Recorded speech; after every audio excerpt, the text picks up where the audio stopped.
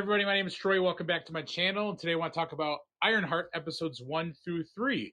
They dropped on Disney Plus this week, and I was pleasantly surprised on what we got. Last week on the channel, I did post a video about what I was hoping this show would be.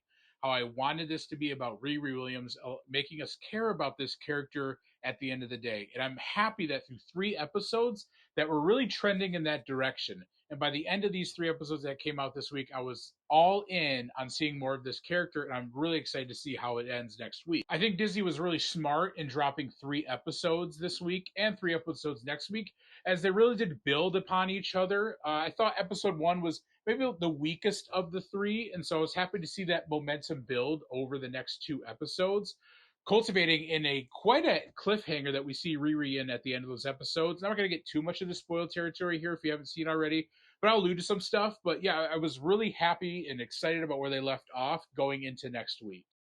But what I really love about this show so far is the relationships that we see Riri have with other individuals. First off is Natalie. I was really impressed by how they handled the dynamic between the two. It was a really cool way to introduce that character as this AI function. We kind of see at the beginning of the show, beginning of the first episode, how they're friends. They're really close friends. That they're family of sorts. And then there's this tragedy of how she loses Natalie and the grief that she's struggling with there. And I just love their dynamic back and forth. You can tell these are just 2 lifelong friends, that they shared a lot of memories together, a lot of important things together. And it was just a really interesting dynamic to add in the fact that, hey, she passed away through these tragic circumstances. Yet we see them kind of continue that relationship in sort of way, and we see Riri trying to battle through that obstacle almost of getting over the fact that, hey, this is an AI feature, but she's almost like my friend at the same time. She has the same personality. She knows how to calm me down. And so I thought it was just a really interesting way, really cool way to kind of continue to develop the relationship. I think the show does a good job of showing how the grief isn't an obstacle for Riri, how really it's her drive, it's her motivation for why she wants to build something iconic, because she just wants to protect the people that she loves, and she felt like she couldn't do that when that tragic incident happened. And so I just really appreciate how the show is handling that with care, and how they're kind of teasing that out episode by episode.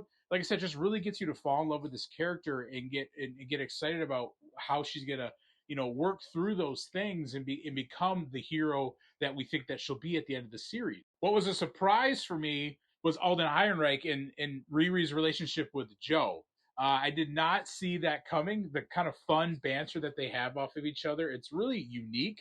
I think Alden does a really great job in this role. I was really impressed by his performance.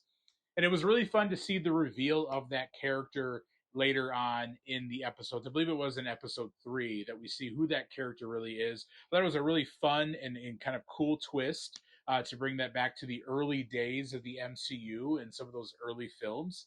And so I thought it was a really cool way, and especially in a culture now where we know who characters are based off their castings, they're kind of announced in advance. And so it was a really fun way to keep that a secret and give us a surprise in that episode when it was revealed. I'm interested to see how that character of Joe is resolved in later episodes, kind of how his arc finishes at the end of the series. Because I think that they could really do some unique things with him, and I'm kind of curious to see how that's going to play out. It's also interesting to see Riri's relationship with the Hood and his crew, and how you could tell that Riri, she's driven by this desire to work through her grief and protect the people that she loves, and build this iconic suit to really save people, and how right now she only sees working with this group as the means to get the money to do so. And so it's interesting by the end that we get to the end of season, or the end of episode 3, how she realizes, hey, this isn't the right thing to do. This probably isn't very smart, especially as she gets more revealed to her of who the Hood really is. I'm intrigued by Anthony Ramos's portrayal of the Hood. Now, he's a character I frankly don't know a whole lot about in Marvel Comics, so it's kind of a fresh start for me. And I think a lot of people don't know a whole lot about that character as well, the general audiences. So I think they're taking a lot of creative freedom in how they introduce him, while remaining faithful to the source material as well. But I think that they're definitely teasing you know who to come in, maybe even next episode, episode 4, but definitely by the end of the series. And I'm really excited to see how they're going to handle that character, and how maybe this character has had their hands in many different other characters that we see in the show thus far. But it's interesting to think about what the Hood's motivations might be, because I think it's clear that he has some history with some of these big tech CEOs that he's dealing with, just because they seem familiar with him and kind of what he's wanting them to do. And so it's interested to see that explored a little bit more of what his motivations are, what's driving him, and what may have happened in his past to want to seek out revenge on these people. And one thing I do want to compliment this show highly on is the visual effects. The flight sequences look absolutely incredible. And I really didn't know how much I missed the suit up moments, that the classic Iron Man suit up moments. I didn't realize how much I missed those until we saw them play out in these 3 episodes. Specifically, when she kind of makes her homemade suit in the later 2 episodes, the ones that we see most of in the trailer. I didn't realize how much I missed the sequences, the genuine suit up of jumping into the suit, jumping out of the suit. It was a nice reminder of where this character, this kind of technology came from, because we've just been so used to the nanotech over the last couple of years, which I do like. But it was nice to get back to those early roots of the MCU, and it really felt like those early Phase 1 Iron Man vibes. And so I was really excited to see that, and it was really fun. And like I said, the visual effects were just great in those sequences. They really did a good job. But in my opinion, Ironheart is off to a strong start with its first 3 episodes. Again, building upon each other with those 3. And I'm excited to see them stick the landing next week. I've heard a lot of good things about the finale in particular for some people online who've had the chance to see all 6. And so I'm excited to see how this builds towards that finale and hopefully sets up Riri as a character that we get more of in the MCU going forward. Because again, the show is just doing exactly what I wanted it to do and making me want to root for her, making me fall in love with the character, to get to know her on a deeper level, more personal level. And so I'm excited to see Marvel doing that. And I look forward to seeing what they do with that character going forward. Again, it kind of makes me think about like why they were kind of sleeping on this series for a little bit.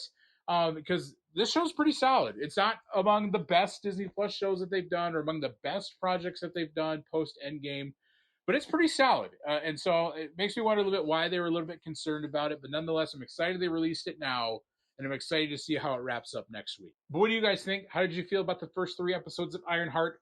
What are you looking forward to next week? What are your predictions on how this show ends? Do you think we get new You Know Who coming in next week's episodes? Let me know what you guys think.